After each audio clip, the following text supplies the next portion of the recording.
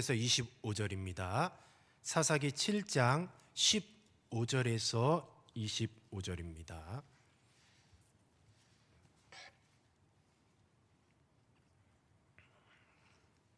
사사기 7장 15절에서 25절 찾으셨으면 한 절씩 교독하겠습니다. 제가 먼저 읽겠습니다. 기드온이 그 꿈과 해몽하는 말을 듣고 경배하며 이스라엘 진영으로 돌아와 이르되 일어나라, 여호와께서 미디안과 그 모든 진영을 너희 손에 넘겨 주셨느니라 하고 300명을 세대로 나누어 각 손에 나팔과 빈 항아리를 들리고 항아리 안에는 횃불을 감추게 하고 그들에게 이르되 너희는 나만 보고 내가 하는 대로 하되 내가 그 진영 근처에 이르러서 내가 하는 대로 너희도 그리하여 나와 나를 따르는 자가 다 나팔을 불거든 너희도 모든 진영 주위에서 나팔을 불며 이르기를 여호와를 위하여하라, 기드온을 위하여 하라 하니라. 기드온과 그와 함께한 100명이 이경초에 진영 근처에 이른즉 바로 파수꾼들을 교대한 때라. 그들이 나팔을 불며 손에 가졌던 항아리를 부수니라. 세 대가 나팔을 불며 항아리를 부수고 왼손에 횃불을 들고 오른손에 나팔을 불며 외쳐 이르되 여호와와 기드온의 칼이다 하고 각기 제자리에 서서 그 진영을 에워싸매 그 온 진영의 군사들이 뛰고 부르짖으며 도망하였는데 300명이 나팔을 불 때에 여호와께서 그 온 진영에서 친구끼리 칼로 치게 하심으로 적군이 도망하여 스레라의 벳시다에 이르고 또 다팟에 가까운 아메몰라의 경계에 이르렀으며 이스라엘 사람들은 납달리와 이셀과 므낫세에서부터 부름을 받고 미디안을 추격하였더라. 기드온이 사자들을 보내어 에브라임 온 산지를 두루 다니게 하여 이르기를 내려와서 미디안을 치고 그를 앞질러 벳바라와 요단강에 이르는 수로를 점령하라 하매 이에 에브라임 사람들이 다 모여 벳바라와 요단강에 이르는 수로를 점령하고 합독합니다. 또 미디안의 두 방백 오렙과 스렙을 사로잡아 오렙을 오렙 바위에 죽이고 스렙을 스렙 포도주 틀에서 죽이고 미디안을 추격하였고 오렙과 스렙의 머리를 요단강 건너편에서 기드온에게 가져왔더라. 아멘. 승리를 부르는 두 가지 요소라는 제목으로 말씀을 증거하도록 하겠습니다. 오늘 이 본문 말씀은 기드온 앞에서, 바로 기드온 앞에는 모리알처럼 많은 13만 5천 명의 미디안 연합군이 있었고 또 우리가 잘 아시는 것처럼 기드온과 300명의 용사가 바로 이 미디안 군사 13만 5천 명을 무찌르는 그래서 큰 승리를 거두는 그런 승리의 장입니다. 오늘 말씀을 통해서 우리가 보아야 될 것은 어떻게 기드온이 적은 숫자를 가지고 미디안의 큰 군대를 무찔렀는가, 어떻게 하나님께서는 기드온을 승리로 이끄셨는가를 중점적으로 말씀을 상고해 보도록 하겠습니다. 우선 기드온이 승리를 하게 된 그런 요소들이 있는데 그 몇 가지 이 본문 말씀을 쭉 상고해 보면 크게 두 가지로 이렇게 압축을 할 수가 있습니다. 먼저 승리를 확신하였던 그 기드온에게 15절 말씀에 답이 있는데 우리가 15절 말씀을 같이 한번 읽어보도록 하겠습니다. 시작. 기드온이 그 꿈과 해몽하는 말을 듣고 경배하며 이스라엘 진영으로 돌아와 이르되 일어나라, 여호와께서 미디안과 그 모든 진영을 너희 손에 넘겨 주셨느니라 하고 아멘. 15절은 기드온이 적진에서 적군이 꾸었던 꿈 이야기를 듣고 돌아오는 장면으로 시작을 합니다. 기드온이 이제는 그 승리를 직감하고 가장 먼저 했던 얘기, 그러니까 미디안 군대의 진영에서 그 미디안 병사들이 하는 얘기를 들었는데 기드온 군대 그리고 여호와 하나님과 기드온에게 겁을 먹었다는 그 사실을 통해서 기드온은 이 전쟁은 여호와 하나님께서 승리로 이끄실 것이다 라고 직감을 했어요.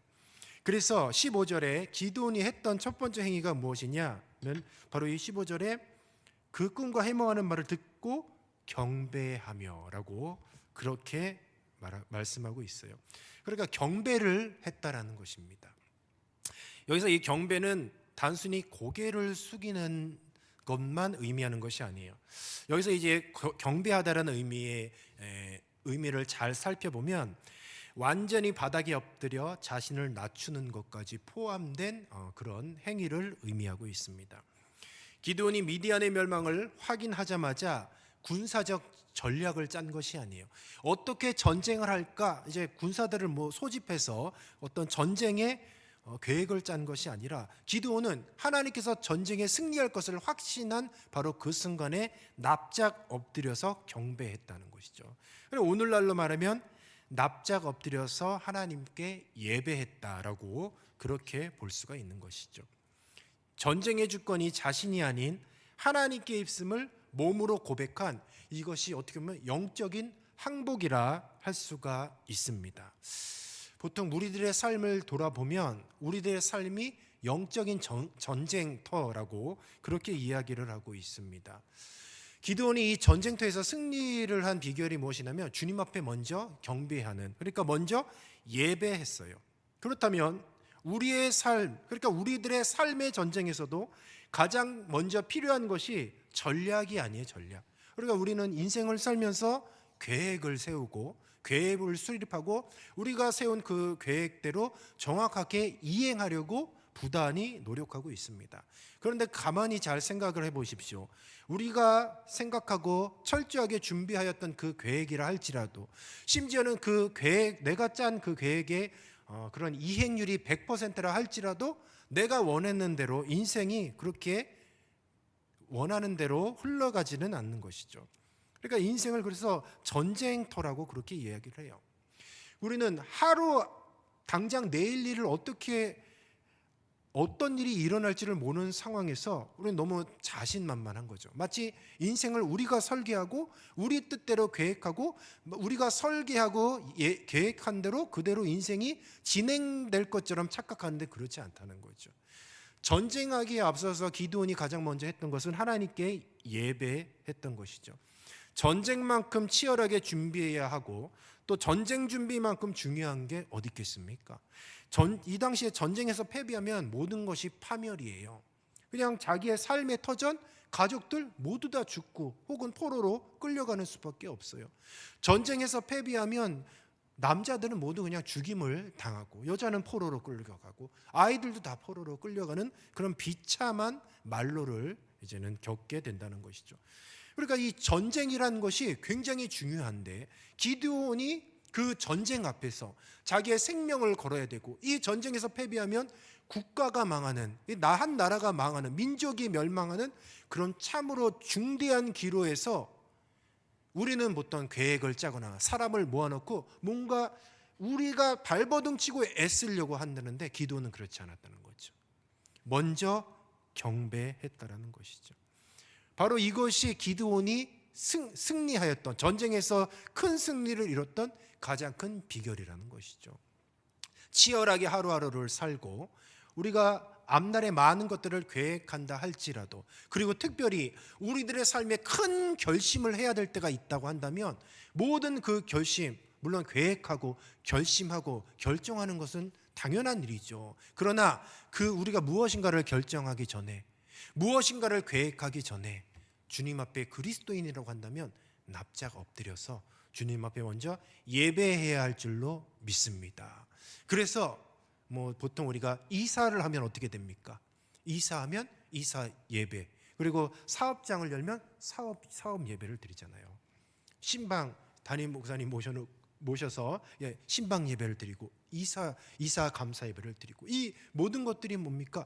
무엇인가를 시작하기 앞서, 또 무엇인가를 결정하기 앞서 우리들의 삶, 우리들의 인생, 심지어 우리들의 사업장, 그 모든 것들을 우리의 힘으로 할 수 없는 거예요. 그러니까 주님 앞에 예배하며 말씀 듣고 찬양하면서 주님께 온전히 맡기는 것, 바로 그것이 바로 전쟁에서의 승리의 비결이요, 바로 우리 인생에서 승리의 비결인 줄로 믿습니다.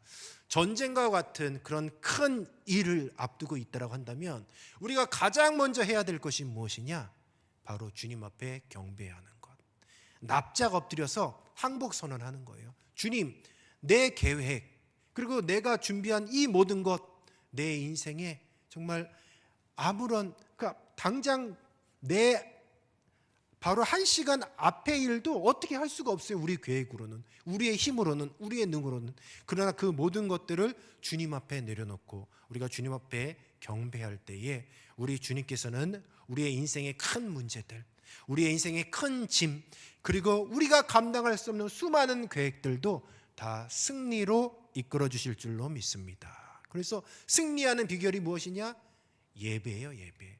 결국은 예배의 자리로 돌아와서 먼저 주님과의 관계를 회복하고 말씀을 듣고 뜨겁게 찬송하며 또 기도하는 가운데에 주님께서 우리의 앞길을 분명하게 가르쳐 주시고 또 말씀을 통해서 감동시켜 주실 줄로 믿습니다. 그래서 오늘 이 큰 전쟁에 앞서서 기드온이 했던 것은 군사적인 전략을 짠 것이 아니에요. 주님 앞에 바짝 엎드려서 얼굴을 땅에 쳐박고 주님께 모든 걸 맡깁니다. 주여, 내 인생 주님께서 책임져 주시옵소서. 납작 엎드려 기도했다는 사실을 우리는 꼭 기억해야 하겠습니다. 기드온이 300명에게 준 무기를 잘 살펴보면 칼이 아니었어요. 창이 아니었습니다. 기드온이 300명에게 준 도구는 나팔과 빙 항아리, 그리고 빙 항아리 속에 있는 횃불이었어요. 이것은 전쟁에서의 무기가 아니었어요. 전쟁터에서 항아리를 깨뜨리고 횃불을 드는 것은 자신들의 위치를 노출하는 위험한 행동입니다. 어두운 밤에 산 꼭대기에서 횃불을 든다는 것이 무엇을 의미하느냐? 13만 5천 명의 미디안 군사들의 표적이 될 수밖에 없어요. 그런데 자세히 살펴보면 기드온의 명령에 이 300명은 절대적으로 순종하였습니다. 하나님의 방법이 이와 같아요. 하나님의 방법은 우리의 이성을 뛰어넘는다는 거죠. 때로는 주님께서 우리들에게 말씀을 하십니다. 한밤중에 미디안 13만 5천 명이 지금 쳐다보고 있는 그 한밤중에 항아리를 깨뜨려서 횃불을 들라는 거죠. 그리고 나팔을 불라는 것이죠.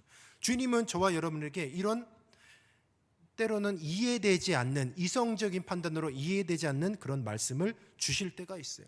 때로는 그 말씀에 순종하다 보면 내가 손해볼 것 같고 그리고 나에게 피해가 된다라고 생각이 들어집니다.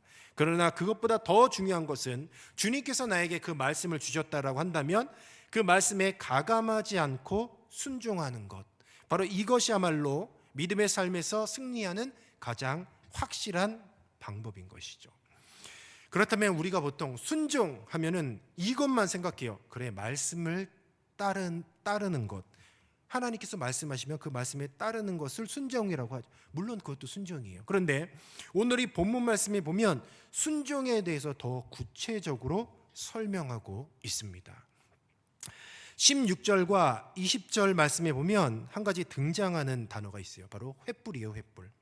이 횃불이 라피드라는 단어를 썼어요. 그런데 이 라피드라는 단어가 구약 성경에서 어떨 때 쓰여졌냐? 바로 하나님의 현현을 상징하는, 하나님의 임재를 상징하는데 이 횃불이라는 단어를 주로 사용하고 있습니다.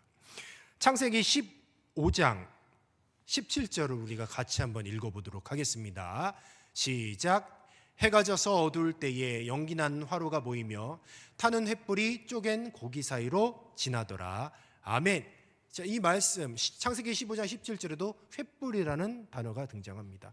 아까도 말씀드렸듯이 횃불은 하나님의 현현, 하나님의 임재를 상징하고 있어요.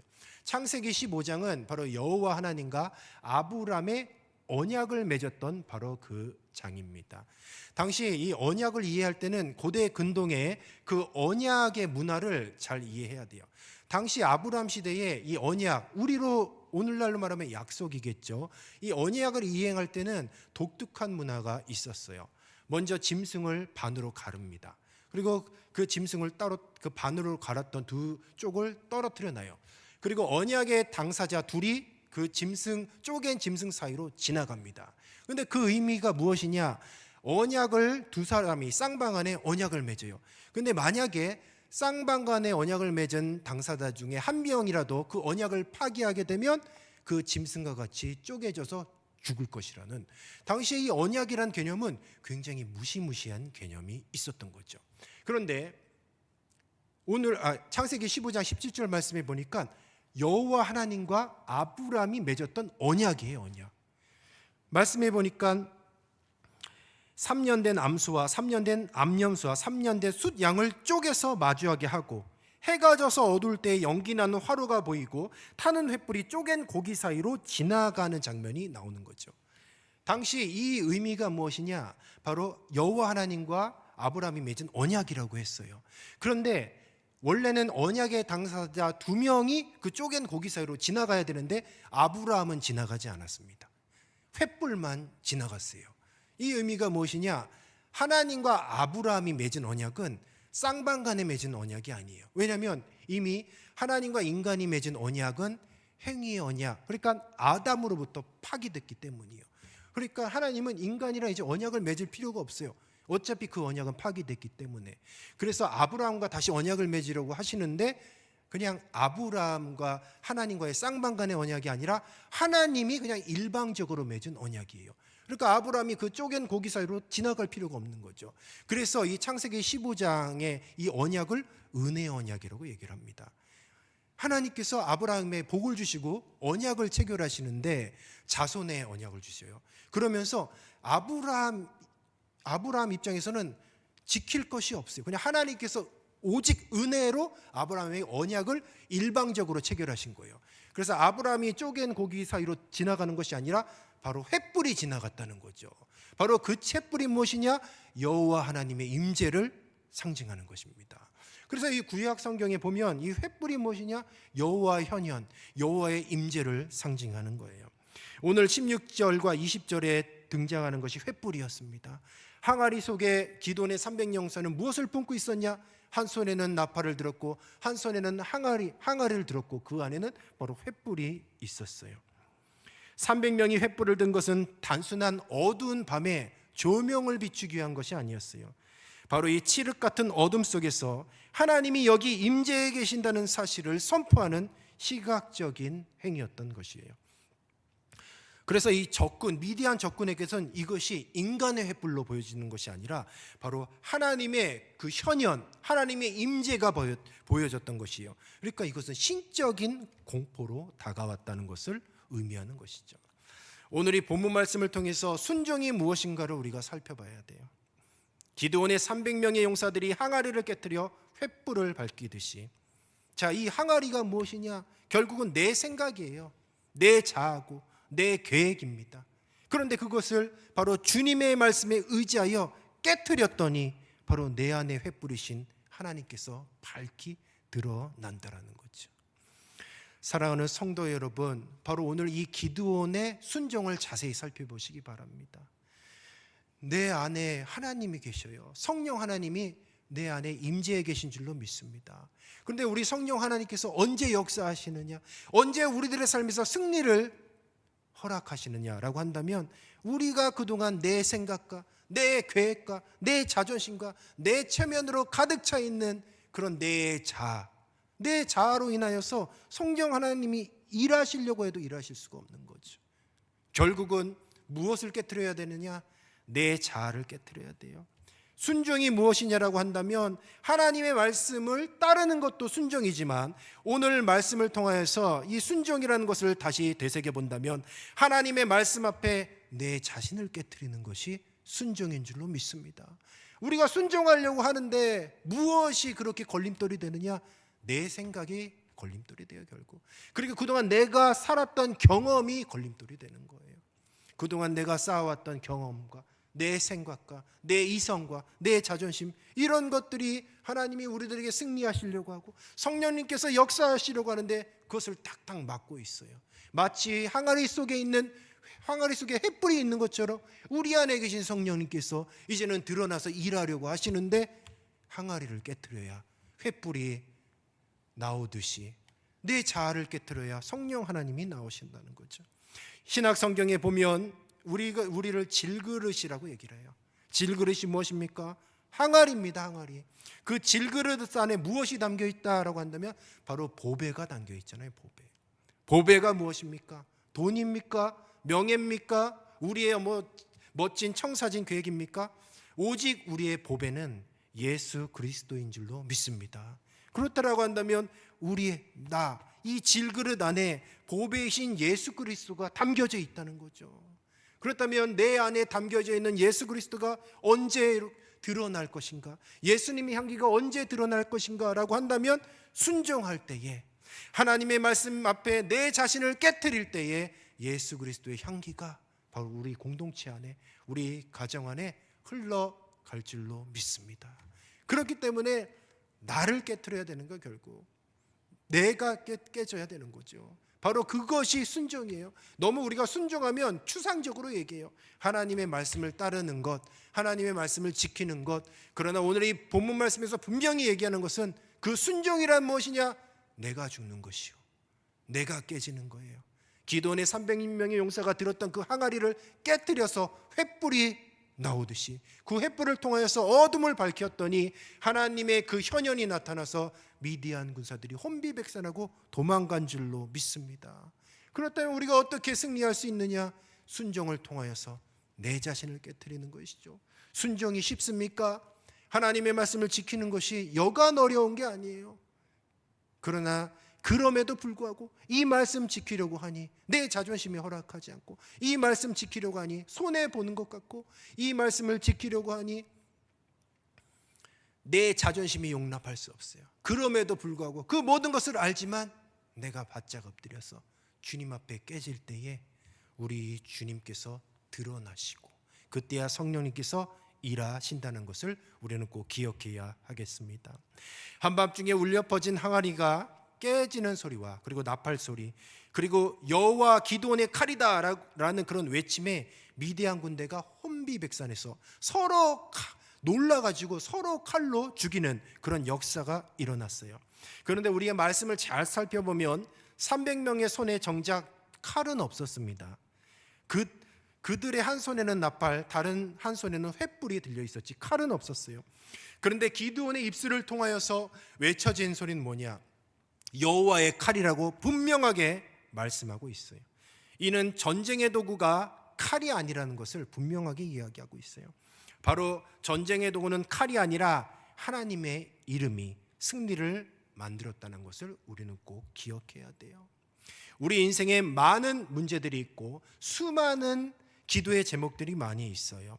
우리가 출애굽기 14장 14절을 같이 한번 읽어보도록 하겠습니다. 시작. 여호와께서 너희를 위하여 싸우시리니 너희는 가만히 있을지어다. 아멘. 우리가 싸우는 영적 전쟁은 이와 같은 줄로 믿습니다. 우리가 싸우는 게 아니에요. 하나님이 싸워주시는 거죠. 그럼 우리는 무엇을 해야 되냐? 우리는 주님 앞에 예배하고, 그리고 날마다 주님 앞에 납작 엎드려 내 자신을 깨트릴 때에 그것이 결국 가만히 있는 거예요. 가만히. 그럼 주님께서 대신 칼이 되어서 싸워 주실 줄로 믿습니다. 말씀을 정리하도록 하겠습니다. 앞에 우리가 예배당에 오실 때 배너 하나 보셨을 거예요. 2026년 성경 읽기 현황이라고 그걸 보셨어요. 우리 그 청년부가 목표를 하나 정한 것이 있습니다. 그것이 무엇이냐면 리더 임원들은 1년에 2독하자, 그리고 회원들은 1독하자, 그걸 정했어요. 그래서 우리가 인원수랑 딱 체크해 봤더니 성경을 이제 장으로 환산했을 때 약 한 7만 6천 장이에요. 7만 6천 장. 그래서 목표를 딱 정했습니다. 그래서 지난주부터 이제 시행을 했어요. 근데 왜 성경 읽기를 시작했냐? 1년 행사 계획을 봤더니요, 너무 바쁠 것 같은 거예요. 근데 정말 두려운 게 뭐냐면 말씀도 안 읽고 기도도 안 하고 우리의 힘으로 마치 교회를 그냥 행사 치르듯이 그렇게 할 것 같다라는 두려움이 엄습해 왔어요. 그래서 이 사역은 우리가 하는 게 아니다. 주님께서 하시는 것이다. 그래서 1년 동안 그래, 그럼 우리가 뭔가 우리가 계획을 짜서 우리의 힘으로 무엇인가를 하기 이전에 하나님의 말씀을 치열하게 읽고 그 시간에 기도하여서 전쟁은 하나님이 하시고 우리는 정말 주님 앞에 순종함으로 한번 가만히 있어보자. 그러니까 하나님이 일하시라는 그런 결단으로 우리가 성경 읽기를 그렇게 시작을 했습니다. 그래서 이제 오시면 이번 주부터 몇 퍼센트 읽었냐, 몇 장 읽었냐, 이제 최신 현황을 그렇게 공개하도록 할 거예요. 열심히 한 주 읽었는데 1.3%밖에 안 오르더라고요. 그래서 쉽지는 않을 것 같은데 어찌되었건 응원과 격려를 해주시길 부탁을 드리도록 하겠습니다. 사랑하는 우리 성도 여러분, 우리 인생에서 승리하기를 원하십니까? 그리고 우리의 모든 인생의 많은 문제들인데 그 문제 해결받기를 원하십니까? 그렇다면 두 가지를 꼭 기억하시기 바랍니다. 첫 번째는 주님 앞에 예배의 신앙을 회복하십시오. 주님 앞에 늘 납작 엎드려서 주님 앞에 한복하고 주님 앞에 모든 것을 내어놓을 때에 우리 주님께서 우리 인생의 모든 것들을 다 해결해 주시고 승리로 이끌어 주실 줄로 믿습니다. 그리고 또 한 가지는 주님 앞에 순종하시기 바랍니다. 그 순종은 말씀을 의지하여서 내 자아와 내 자존심과 내 계획을 날마다 깨트리고 주님께서 하실 일을 기대하며 내가 하는 것이 아니라 내 안에 성령님께서 대신 역사하여 주실 것을 기대하시며 주님 앞에 순종함으로 의지하신다라고 한다면 올해 2026년은 우리에게는 승리의 해, 신앙 성장의 해, 그리고 부흥의 해가 될 줄로 믿습니다. 기도하겠습니다. 생명의 주님 참으로 감사합니다. 기드온의 300명의 용사가 그리고 기드온이 어떻게 승리하였는지 말씀을 통하여 상고하여 보았습니다. 기드온이 주님 앞에 납작 엎드려 경배하였듯이 우리의 예배 신앙이 회복되게 하여 주시옵소서. 기드온의 300명의 용사가 항아리를 깨뜨려 횃불을 밝히 들은 것처럼 날마다 우리의 자아와 우리의 계획을 깨트리게 하여 주시고 온전히 주님 앞에 가만히 서서 주님이 하실 일을 기대하며 나아가게 하옵소서. 우리들의 삶 가운데 말씀에 의지하는 온전한 순종이 있게 하여 주시고 금번 2026년 한 해 동안에 온전히 말씀으로 믿음으로 기도로 승리하게 하옵소서. 감사하며 예수님의 이름으로 기도드리옵나이다.